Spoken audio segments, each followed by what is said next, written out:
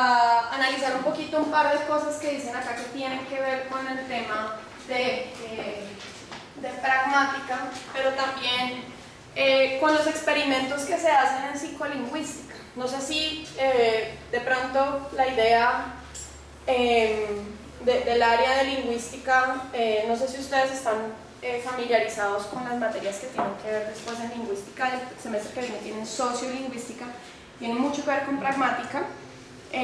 Luego viene una optativa en lingüística y yo quisiera proponer algo con un profesor en psicología que hace psicolingüística.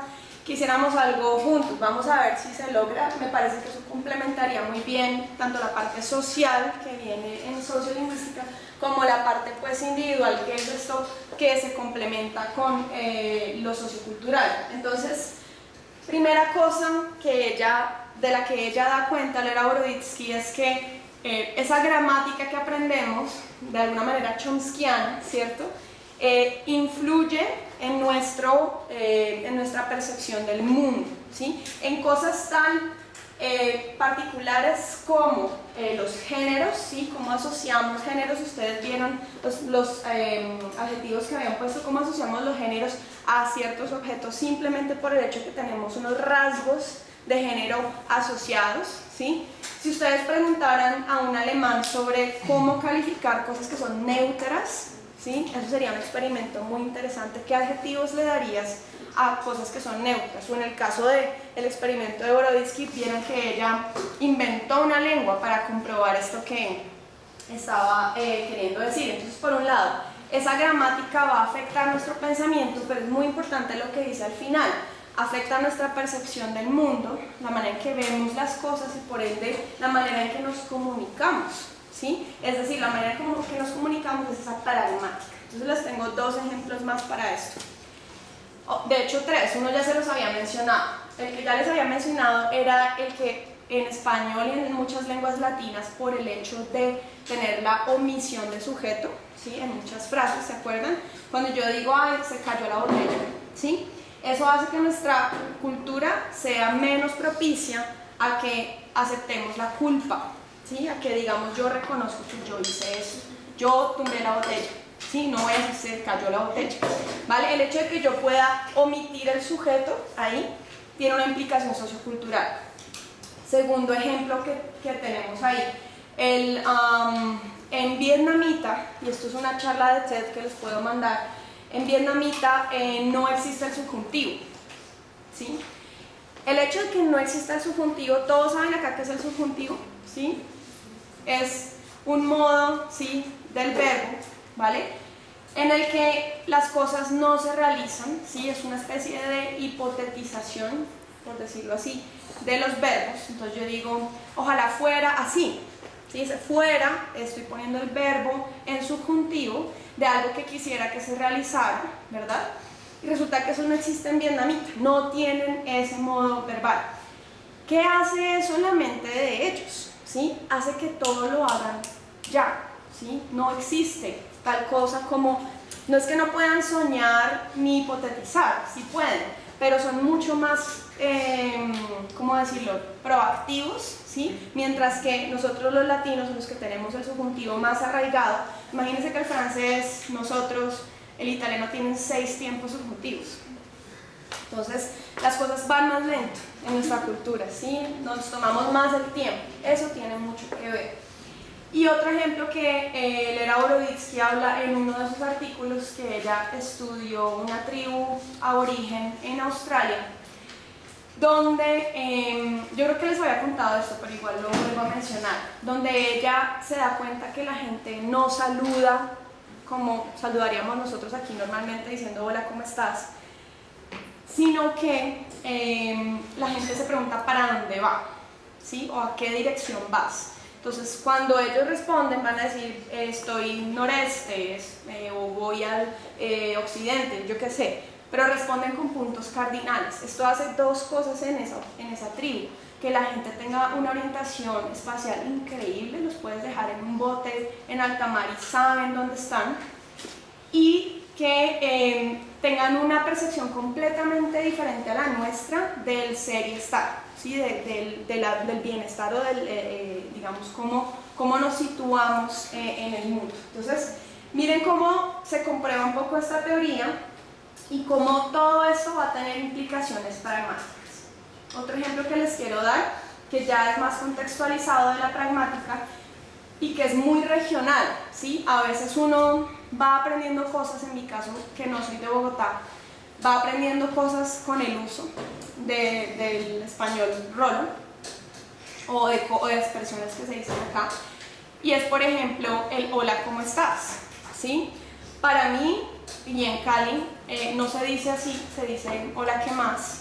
Por lo general, o ¿qué hubo, qué más? Es como sería más o menos así. Y uno contesta, en Cali uno dice, bien, ¿qué más? Bien. Pero aquí no. O sea, aquí por lo general alguien te saluda y dice, hola, ¿cómo estás? Pero no les importa en realidad cómo estés. Siguen derecho, es parte del saludo, ¿vale? Mientras que alguien como yo diría, bien, yo siempre contesto, ya viene integrado en mi manera de usar la lengua. Entonces pónganle cuidado a eso. Cositas así son pragmáticas y no necesariamente tienes que cambiar de lengua para darte cuenta. Puedes cambiar de registro. Listo. Entonces vamos a pasar a dos cositas más y concluimos. Entonces, esa unidad que se va a analizar en pragmática ya no la vamos a llamar oración, sino que la vamos a llamar enunciado. Viene del verbo enunciar, es decir, producir, ¿sí?, oralmente una oración o una expresión en la lengua. Entonces es el enunciado, la unidad que vamos a analizar en pragmática. ¿Cuál es la diferencia con la oración? ¿Sí? La oración va a ser considerada una unidad gramatical y sintáctica, recuerden, sujeto, verbo, objeto, gramaticalmente y sintácticamente organizada, un verbo conjugado, un sintagma nominal, un sintagma verbal, etc. Mientras que el enunciado puede contener oraciones, pero pueden ser frases, puede estar mocho, ¿sí?, puede estar cortado, ¿verdad? Y este tipo de expresiones que son interjecciones, ¿sí? Por ejemplo, ay, me quemé, ¿sí? Eso es un enunciado, ¿vale? Y el ay o el madrazo que uno a veces puede decir, eso hace parte del enunciado, ¿vale? Entonces, todas esas cosas que van por encima de la lengua, vamos a llamarlas extralingüísticas, ¿verdad?, hacen parte del enunciado. Lo que decía también Mariana del tono, eso fonético también hace parte del enunciado.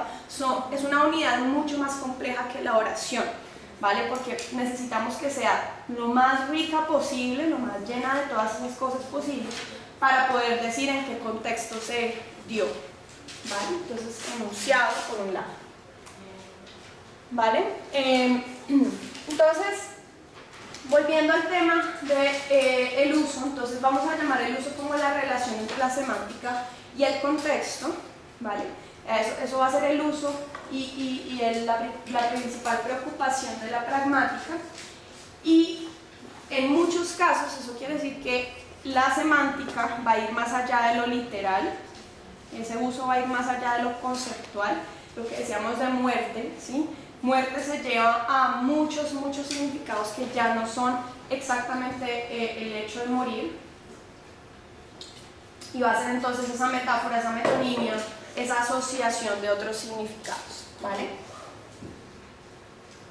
Bueno, entonces vamos a ver ahora tres cosas que son importantes cuando queremos analizar el contexto. Entonces, lo primero es pensar que ese uso nos va a ayudar a interpretar, ¿cierto? Por un lado. Entonces, la información que se emite por los interlocutores, dónde se emite, ¿vale? Y en qué circunstancia se emite, eso es muy importante. Entonces, la circunstancia, el lugar, quiénes, es lo que va a darnos ahí la pauta. Pero resulta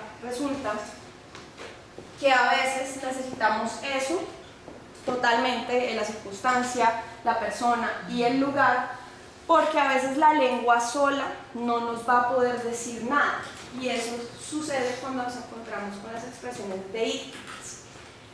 Estas son palabras, ya les vamos a dar un ejemplo, que necesitan de un contexto, siempre, siempre. Miren por ejemplo esta oración. Ella le dijo ahí que irían allá. Entendemos, ¿cierto? Es una oración perfectamente gramatical, ¿cierto? ¿Qué pasa aquí? Ella puede ser cualquier persona. Le dijo a quién. Ahí, ¿dónde? ¿O en qué circunstancia? Irían allá, ¿a dónde? ¿Cierto? Aquí no tenemos ni circunstancia clara, ni personas interlocutores claros, ni lugar claro. Entonces miren ahí donde se nos queda, ahí es donde se nos queda corta tanto la semántica como la gramática como la fonética. No podemos hacer nada con esta oración. Si está fuera de contexto, no podemos hacer nada, no podemos interpretar más que lo literal.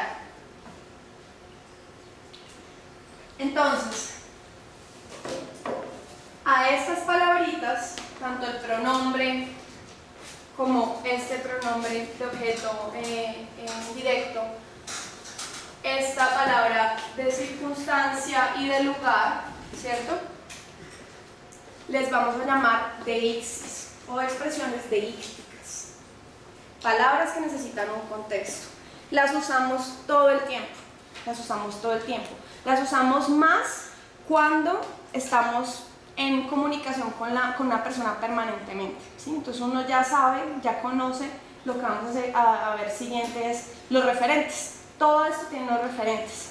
Yo puedo decir, María le dijo a Carlos en la clase que irían a el bobo, ¿vale? Si yo meto todas estas referencias, ya ustedes van a decir, ya entiendo mucho mejor el contexto de los interlocutores y dónde están, ¿vale? Pero así no, es como una frase un poco vacía. Entonces la pragmática nos va a decir, en el momento en que hay deixis, ¿sí? En el momento en que hay deixis, no se puede abusar de la deixis, porque no podemos deducir el contexto con expresiones deícticas. Tenemos que tener referentes, ¿vale? Y esos referentes, y yo sé que esto les va a recordar un poco a la clase de español del colegio, les vamos a llamar referentes anafóricos, no sé si les suena la palabra anáfora, y catáfora. Entonces los referentes que van antes y los referentes que van después, ¿vale? Entonces voy a mostrarles ahorita unos ejemplos de cómo el lenguaje puede ser figurativo, y ya seguimos con lo de las referencias. Esto me parece un ejemplo para que ustedes sigan pensando cómo la pragmática permea toda nuestra manera de usar la lengua. Entonces, idioms en inglés son expresiones idiomáticas y nosotros tenemos muchas en español también. Lo que me parece chévere este video es un video muy casero, muy casero, nada pues elaborado ni elegante. Expresiones como las que habíamos dicho ahorita, me morí, etc., que en español son muchas. Yo soy muy mala para los dichos y para las expresiones, pero si nos ponemos a verlas detenidamente, el significado literal no tiene nada que ver con el significado que refiere al uso. Entonces, miremos esto y les voy explicando las expresiones. Si las expresiones fueran reales.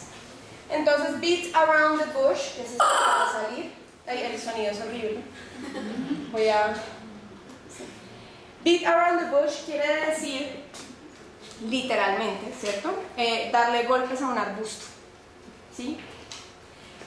Y en lenguaje figurativo o en pragmática quiere decir alguien que no va al punto, alguien que da rodeos y rodeos y rodeos y nunca dice lo que tiene que decir.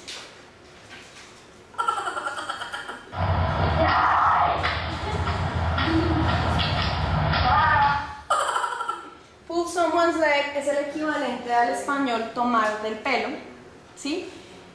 Y entonces en inglés jalarle la pierna a alguien, ¿verdad? Entonces uno en realidad está bromeando sobre alguien, está bromeando con alguien, y no le está tirando del pelo, ¿no? Entonces le está tomando el pelo. ¿De dónde sale esa expresión?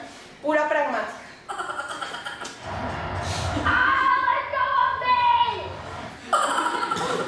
Not my cup of tea, esta me gusta mucho, y es cuando a uno no le gusta algo y uno, en vez de decir no, en vez de ser muy directo, es más elaborado y dice no, eso a mí casi no me gusta. O sea, ¿quieres, no sé, pollo, pescado?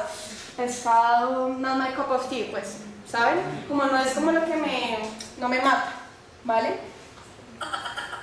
This is not my cup of tea.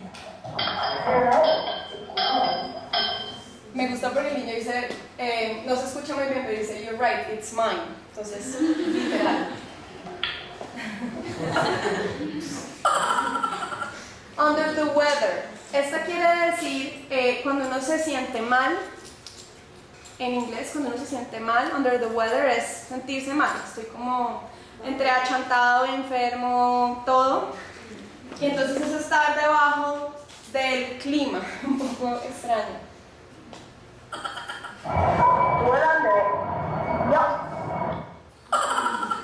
So we're under it. Entonces, that's the way the cookie crumbles. Esta es muy buena y es como si yo les cuento algo que a ustedes les causa cierto shock, yo te voy a responder sí.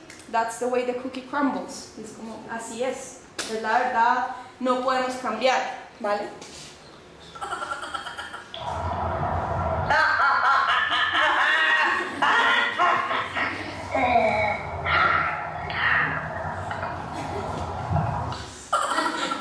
Feeling Blue la conocen, ¿cierto? Yes, I'm feeling it. Don't beat yourself up es cuando uno es muy crítico consigo mismo o muy duro, como no seas tan duro contigo mismo. No llorar sobre la leche derramada, esa la tenemos en español.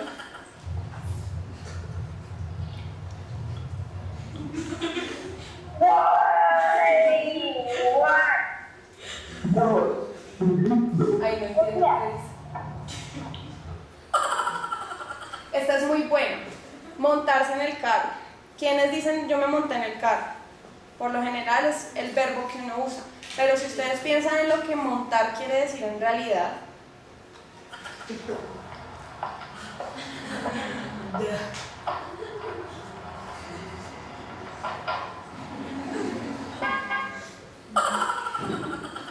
get a grip el grip es este manubrio, ¿vale?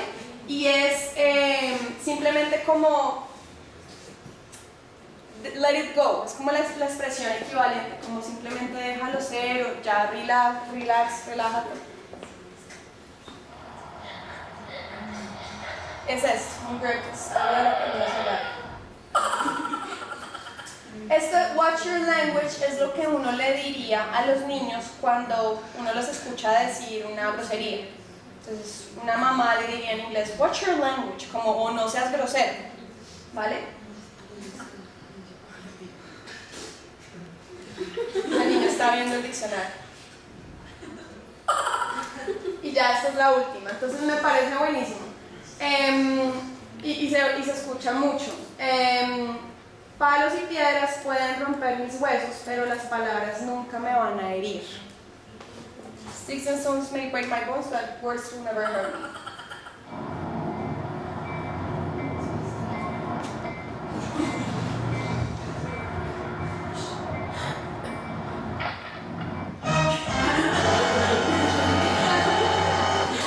Bueno, ejemplos de pragmática, ¿vale?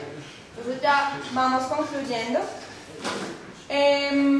Entonces todos necesitamos para entender, ¿sí? Para entender esos enunciados necesitamos referencias, ¿sí? Y referencias de dos tipos. La primera es, o sea, entender que una referencia es esa información que se tiene en común para poder dar a entender el enunciado. En el caso de las expresiones, pues es entender que la expresión o esos idioms no quiere decir literalmente lo que implica, ¿vale? Entonces el sticks and stones, sí, no tiene nada que ver ni con la agresión física, es metafórico, ¿verdad?